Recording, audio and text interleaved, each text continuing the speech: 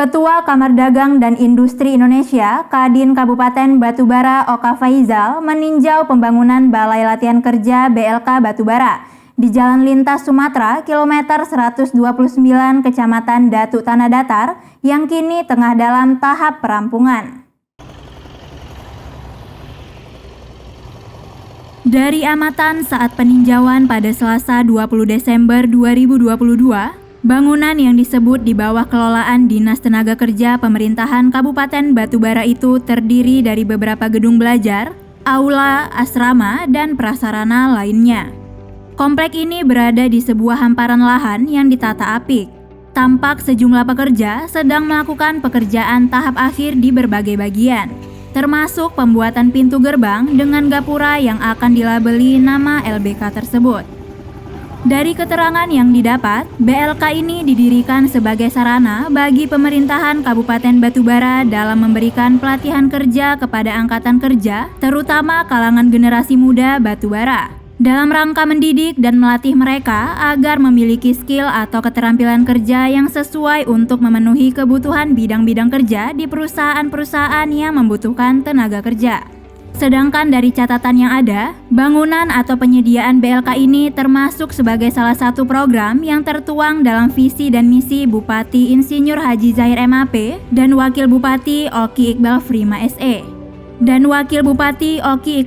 SE. Yang disebutkan di antara janji politiknya semasa kampanye pada tahun 2018 lalu. Disebutkan pembangunan BLK ini terkendala dari harapan semula untuk dibangun lebih awal, disebabkan kondisi pemerintahan yang dilanda pandemi COVID-19 beberapa tahun terakhir.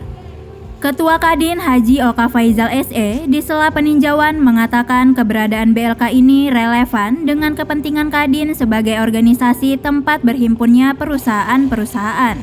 Oka Faizal mengungkapkan karena itulah ia tergerak meninjau ke sini untuk melihat langsung sudah sejauh apa pembangunannya. Sebab Kadin sangat berkepentingan dengan keberadaan BLK ini terkait dengan perannya menggerakkan perusahaan untuk berpartisipasi melakukan pelatihan keterampilan kerja kepada generasi angkatan kerja di Batubara.